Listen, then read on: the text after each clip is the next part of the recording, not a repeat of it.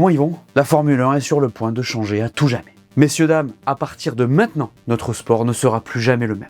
2026. C'est le changement de réglementation le plus intense de l'histoire de la F1. Et on y est. Moteur, aéro, pneus, racing, règles, tout change. Spoiler alert, le DRS disparaît. Il va y avoir un vocabulaire nouveau avec le mode X, le mode Y, le boost, l'overtake. Beaucoup de choses à savoir, beaucoup de changements incroyables qui pourraient rebattre complètement les cartes. Oui, en 2026, on pourrait voir un top team de 2025 en fond gris. C'est possible. Ces voitures, elles seront plus petites, plus agiles, moins faciles à conduire et peut-être plus rapides. On va voir ça plus tard. En tout cas, on nous promet beaucoup de choses, notamment de donner plus de responsabilités aux pilotes. Ce qui est sûr, c'est qu'absolument tout change et que vous devez tout savoir de ce que sera la Formule 1 en 2026. Dans cette vidéo, on fait le tour de cette réglementation. Je vous préviens, il y a beaucoup de choses, mais ça devrait aller. D'ailleurs, on écoutera le son du nouveau moteur aussi. Je pense que vous allez kiffer. Allez, on en parle. Les gars, ça me fait hyper plaisir de commencer cette saison avec vous. J'ai hyper hâte de ce qui nous attend, ça va être fou. J'en profite pour vous souhaiter une superbe année 2026. La santé, l'amour, la réussite, tout ce que vous méritez. Et pour bien commencer l'année, tu connais la chanson, clique sur le pouce levé, l'abonnement, et donne-moi ton avis sur cette nouvelle réglementation en commentaire. Bonne vidéo.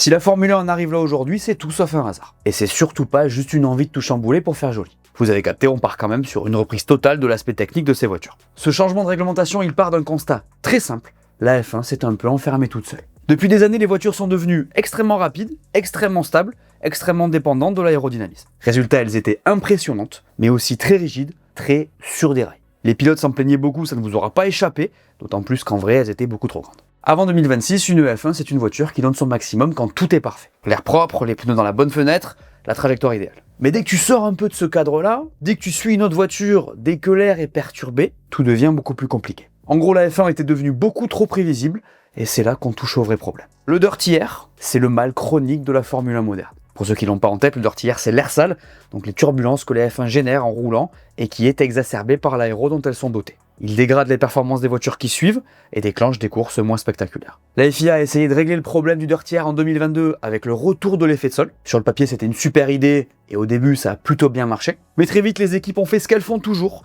Elles ont développé, elles ont optimisé, elles ont poussé leur concept dans leur retranchement. Et oui, pour générer de l'appui en F1, c'est pas compliqué, on développe. Et donc on trouve des solutions aéro qui, souvent, génèrent du dirty air. En vrai, presque toujours. Et en 2025, on est revenu à une situation où suivre de près était difficile, dépasser sans DRS était rare, et les batailles étaient souvent très scriptées. Or, la F1 ne veut pas dépendre uniquement du DRS, des zones artificielles, ou de voitures qui ne fonctionnent que sur des rails. Elle veut remettre autre chose au centre du jeu, le pilote. C'est ça, l'un des grands objectifs de 2026. Les voitures de cette année seront plus légères, moins chargées aérodynamiquement, plus sensibles au réglage, plus exigeantes à conduire. Concrètement, ça veut dire quoi? Eh bien que les virages qui se prennent aujourd'hui pied au plancher ne se prendront plus forcément pied au plancher, qu'il y aura plus de glisses, plus de variations de comportement, plus d'erreurs possibles. Et donc potentiellement plus de différences visibles entre les pilotes. La FIA cherche clairement à s'éloigner de l'image de voitures ultra stables pour aller vers quelque chose de plus vivant, de plus imprévisible, de plus humain. Autre point clé, la F1 jusqu'à maintenant, elle reposait beaucoup sur des systèmes passifs. Tu suis, tu perds de l'appui, tu actives le DRS, tu passes, tu n'as plus de DRS, tu attends.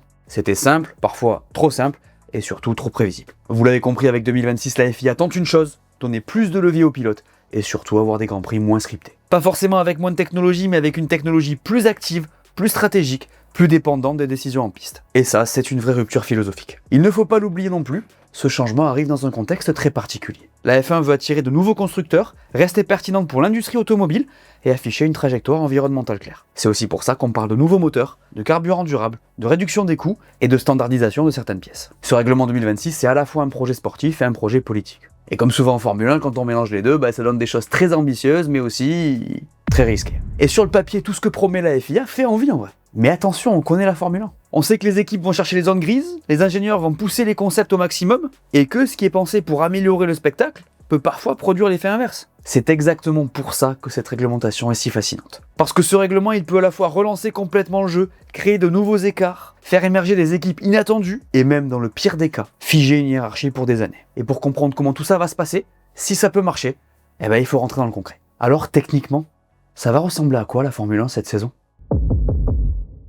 Le premier élément qui change énormément en 2026 et qui est vraiment très intéressant, c'est l'aéro. Et les gars, attention, l'aéro, c'est pas juste des ailerons plus petits ou plus grands. Là, ça va beaucoup plus loin que ça. On parle d'un truc qui va influencer la manière dont les voitures roulent en piste, à des niveaux jamais vus. Et oui, la FIA a fait un choix très fort pour 2026. introduire de l'aérodynamique active à grande échelle. C'est bien ce que vous imaginez. En 2026, les voitures auront des ailerons avant mobiles, des ailerons arrière mobiles et des configurations différentes selon la phase de la piste. Concrètement, il y aura 2 grands modes aérodynamiques. Un mode virage, qu'on appellera X, donc sur lequel il y aura plus d'appui, plus de grip et une voiture plus stable, donc avec les ailerons braqués. Et un mode ligne droite, qu'on appellera le mode Y, donc qui générera moins de traînée et plus de vitesse de pointe, avec les ailerons débraqués. Les ailerons s'ouvrent et se ferment, s'ajustent en temps réel en fonction de ce que fait le pilote. Et là, les gars, on change complètement de philosophie. C'est plus un DRS, les gars, c'est un outil permanent. Faut bien comprendre un truc, on ne parle plus du DRS tel qu'on le connaît aujourd'hui, même si en soi ça ressemble un peu, donc qui était en soi un outil de dépassement. En 2026, l'aéroactive devient une composante permanente du pilotage. Que vous compreniez bien, cette aéroactive va être utilisée tout le temps. Il n'y a pas de zone de détection, il n'y a pas de moins d'une seconde, ça va être tout le temps. Des essais à la course. Ça s'ouvrira et se fermera tout le temps, sans contrainte. Ce sont les pilotes qui actionneront le mode Y, donc le mode ligne droite, et ça se fera dans des zones qui auront été prédéfinies en amont par la FIA, un peu comme le DRS du coup dans le fonctionnement. D'ailleurs, l'aéroactive se fermera toute seule quand le pilote freinera, comme le DRS. Ça va encore faire de nouvelles choses à faire en plus pour les pilotes, mais bon, ça fait partie des mesures prises par la FIA, et ça promet d'être énorme. En gros, on veut maximiser les pertes des voitures en ligne droite, et même chose en virage. Ça promet d'être vraiment intéressant à suivre d'ailleurs quand tu sais à quel point l'équilibre de ces voitures est fragile. Justement, autre point super important à ce niveau-là, et je viens d'en parler, l'aéro 2026 génère moins d'appui global. On parle d'une réduction d'environ 30% de l'appui pour environ 55% de traînée en moins. Pourquoi c'est important? Parce qu'on en parlait tout à l'heure, une voiture qui dépend moins de l'aéro souffre moins du dirty air. Du coup, évidemment, l'idée c'est de permettre aux voitures de se suivre plus longtemps et de permettre des courses plus spectaculaires. Sur le papier, c'est exactement ce qu'il faut.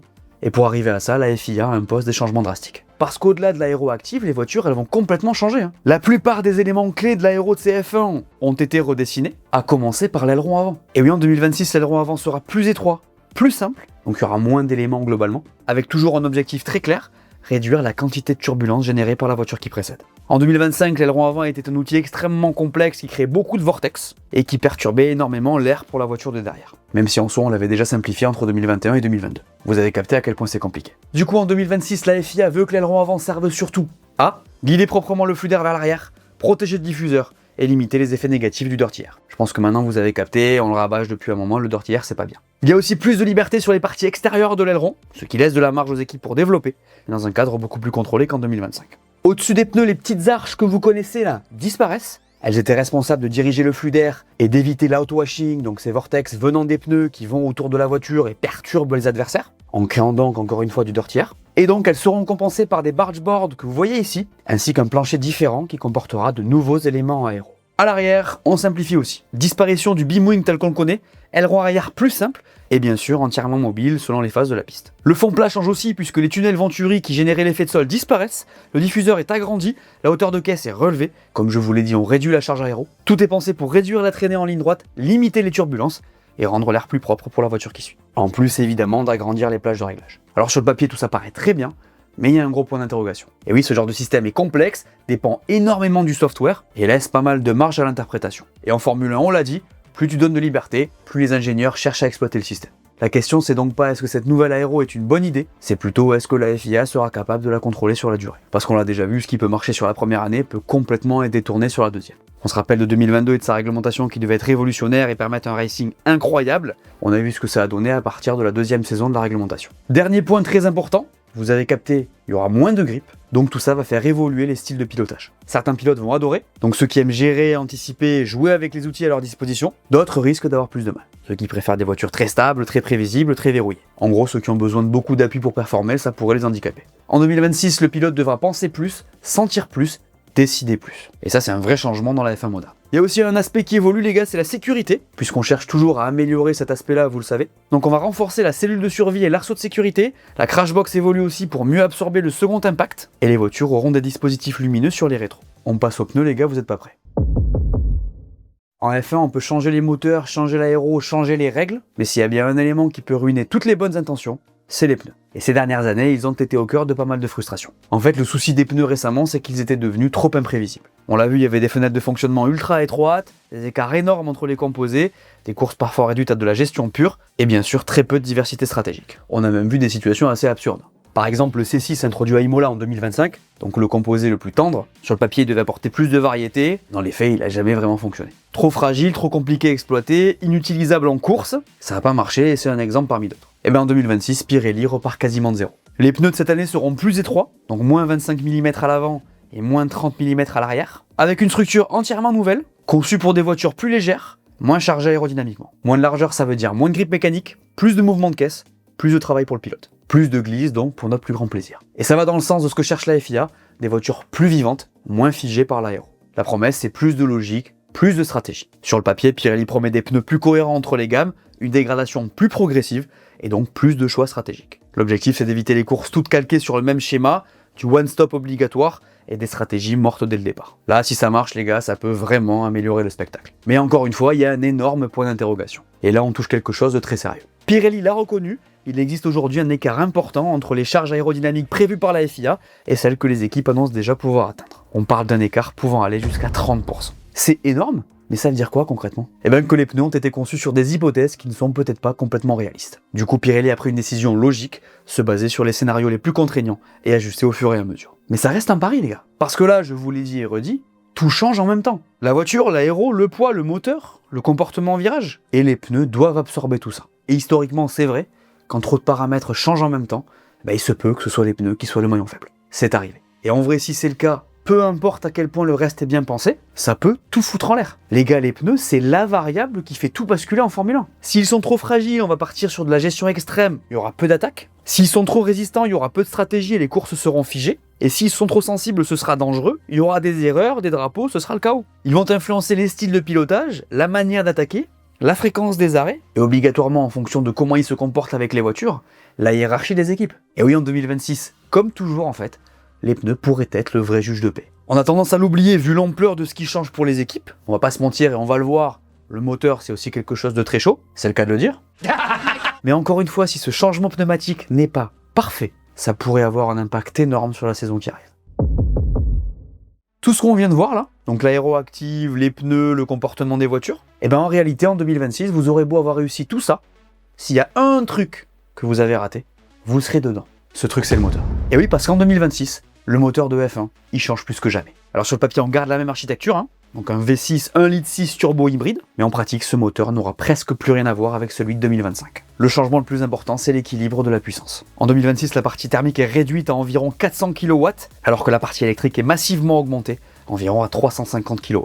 On arrive donc à une répartition quasi 50-50 entre thermique et électrique. L'hybride ne vient plus aider le moteur, il devient une partie centrale de la performance. Autre changement majeur, le MGUH disparaît. Le MGUH, en gros, c'était un petit moteur générateur connecté au turbo qui permettait de récupérer de l'énergie grâce à la chaleur et au flux des gaz d'échappement. Ce composant était très complexe, extrêmement coûteux et totalement inutile pour l'automobile de série. C'est lui qui rendait les moteurs d'avant presque impossibles à reproduire d'ailleurs. Sa suppression, c'est l'une des raisons pour laquelle Audi est arrivé, Honda est revenu, Ford s'est associé à Red Bull, et pourquoi la F1 devient à nouveau attractif pour les constructeurs. Moins de complexité, moins de coûts, plus de lisibilité. Mais attention, supprimer le MGUH ne simplifie pas tout. Au contraire. En 2026, la batterie est plus importante, la recharge d'énergie par tour est quasiment doublée, l'énergie peut être récupérée de manière plus intelligente au freinage et dans certaines phases de roulage. Résultat, la gestion de l'énergie devient stratégique. C'est plus juste je recharge ici, je déploie là, c'est une optimisation permanente circuit par circuit, virage par virage, situation par situation. Et là, les différences entre équipes peuvent être énormes. D'ailleurs, je change de sujet, mais ce moteur 2026, il n'a pas uniquement été pensé pour la performance. Il répond aussi à un objectif clair, zéro émission de gaz à effet de serre d'ici 2030. Du coup, en 2026, la F1 utilisera pour la première fois un carburant 100% durable,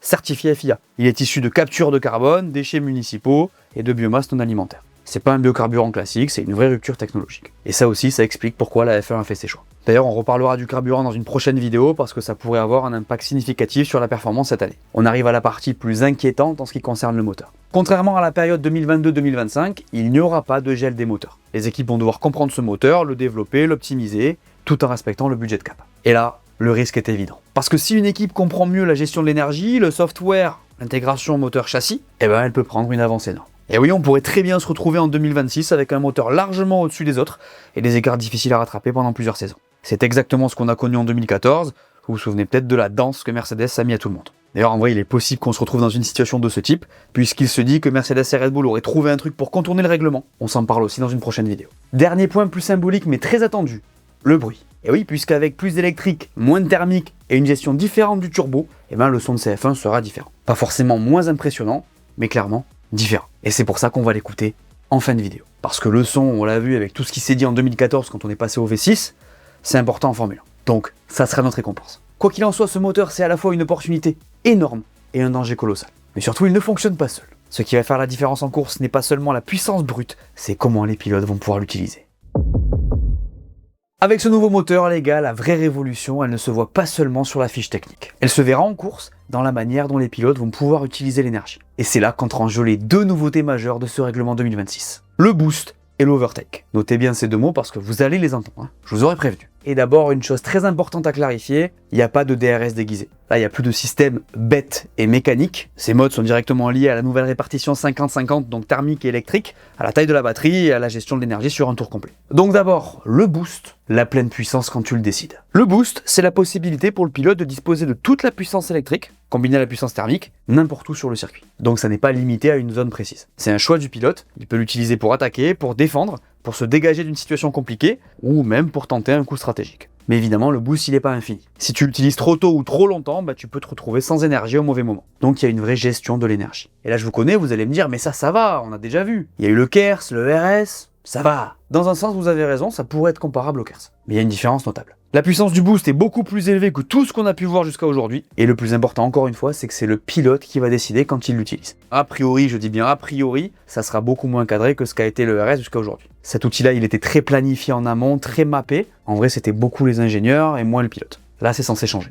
L'overtake, lui, est plus encadré. Alors déjà, pour que vous compreniez, l'overtake, c'est comme le boost, c'est-à-dire que c'est un bouton sur lequel le pilote va appuyer et qui donc va lui donner toute l'énergie électrique disponible. Mais pour y avoir accès, il faut être à moins d'une seconde de la voiture devant au moment de l'unique détection par tour. Donc ça veut dire que c'est fini les multiples zones de DRS avec une ligne de détection à chaque fois, une seule ligne de détection. Et ensuite, la grande nouveauté, c'est ça, tu peux utiliser cette énergie quand tu veux sur le tour. Pas forcément en ligne droite, pas forcément au même endroit que tout le monde, pas forcément en une seule fois. Tu peux tout utiliser d'un coup, le répartir sur plusieurs phases, selon ton style, tes envies et ta stratégie. Pourquoi c'est très différent du DRS? Le DRS crée des dépassements très prévisibles, souvent au même endroit, avec peu de surprises. Alors qu'avec Boost et Overtake, sur le papier, le timing devient essentiel, la lecture de course devient centrale et l'erreur est possible. Un pilote peut mal gérer son énergie, se défendre trop tôt ou attaquer au mauvais moment. Et dans ce cas-là, il s'expose. Autre point clé les gars, ces modes ne fonctionneront pas du tout pareil selon les circuits. Et oui, sur un circuit avec beaucoup de freinage, beaucoup de relance, la recharge sera plus facile, alors que sur un circuit très rapide ou avec de longues lignes droites, la gestion de l'énergie sera beaucoup plus tendue. Résultat, certaines voitures seront très fortes sur certains circuits et beaucoup plus en difficulté sur d'autres. D'ailleurs, il est possible qu'à Jeddah, par exemple, tout le monde ait des problèmes de ce type. On verra. Ça peut aussi créer des hiérarchies très variables au fil de la saison. C'est aussi là que la FIA a pris un vrai risque. Avec ces systèmes, le pilote a plus de leviers, mais aussi plus de décisions à prendre. Vous avez capté, il faut gérer un peu tout ça en même temps. Il ne s'agit plus de suivre et d'attendre. Il faut anticiper, lire la course, gérer ses ressources. Et peut-être, je dis bien peut-être, que tous les pilotes ne sont pas forcément égaux là-dessus. Et sur le papier, les gars, en vrai, booster overtake, c'est une vraie idée. Ça fera moins de dépassements scriptés, plus de variété, plus d'imprévus. En gros, on accepte que le dirty air va revenir et on ajoute des outils pour rendre tout ça un petit peu plus spectaculaire. On enlève la prévisibilité du DRS. Enfin, on va plus voir ces trains insupportables là. Mais bon, comme toujours en Formule 1, tout ça dépendra de la manière dont les équipes exploiteront le système, de la capacité de la FIA à encadrer les abus, et donc de l'équilibre réel entre attaque et défense. Si c'est mal réglé, ça peut devenir confus, frustrant ou injuste. Si c'est bien fait, ça peut être l'une des meilleures révolutions de l'histoire de la Formule 1. Vous imaginez la quantité de stratégies possibles avec tout ce que je vous ai dit là?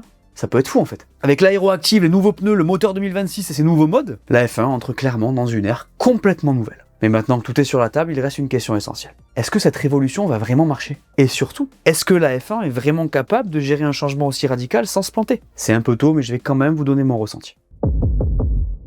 On va pas se mentir, la F1 n'a jamais tenté un changement aussi violent. Moteur, aéro, pneus, mode, dimension, tout change en même temps. Et sur le papier, je vais pas vous mentir, c'est ultra excitant. Carte rebattue, plus d'innovation, plus de variété, plus de responsabilité pour les pilotes. C'est sexy, mais c'est un énorme pari. Parce que ce genre de révolution, je l'ai dit, ça peut créer une nouvelle ère incroyable, ou au contraire figer une hiérarchie pendant des années, si quelqu'un comprend mieux que les autres. On l'a déjà vécu et c'est vraiment pas cool quand ça arrive. Alors personnellement, je suis pas fan de l'électrification à outrance, des histoires de boost, de mode, de gestion d'énergie à la seconde près. Moi là-bas, je suis un fan des années 80, 90, tout ça. Mais je reconnais une chose, c'est que j'aime beaucoup le fait de se dire qu'on remet le pilote au centre du jeu. Pas en enlevant la technologie, ça serait bizarre vu la nature de la F1 aujourd'hui, mais par la prise de décision. Je vais pas faire le vieux con, je trouve que tout ça est intéressant en vrai. Je pense que les stratégies vont être vraiment cool à voir. Je pense qu'il va y avoir l'incertitude, ce qui nous manque cruellement en Formule 1, et donc que ça peut donner quelque chose de très fort. Le vrai point d'interrogation pour moi, c'est pas la technologie, même s'il y a quand même beaucoup de choses qu'il va falloir apprendre. En fait, c'est plus la capacité de la FIA à anticiper les zones grises, contrôler le développement, et éviter que les équipes, avec leurs moyens démentiels, leurs partenaires data, leurs simulateurs, ne détournent l'esprit du règlement. Parce que la F1, c'est un sport pensé par des ingénieurs qui passent leur vie à essayer de contourner ces règles. Et ça, ça changera jamais. Alors à l'heure où on se parle, on sait encore rien. Hein. Les tests sont limités, l'aéroactive, on sait pas comment ça se présente. Même si à Bahreïn, il y a eu quelques petites heures de test. Les pneus, c'est pareil, je parle même pas du moteur. Tout le monde avance à tâtons. Ce qui est sûr, c'est que 2026, ça sera pas une simple évolution, ni même une révolution. Ça sera un reset. Et pour moi, là, soit la F1 réussit ce virage, soit potentiellement elle se tire une balle dans le pied. Dans tous les cas, on ne va pas s'ennuyer. Chose promise, chose due, les gars. On termine avec le bruit de ce moteur 2026.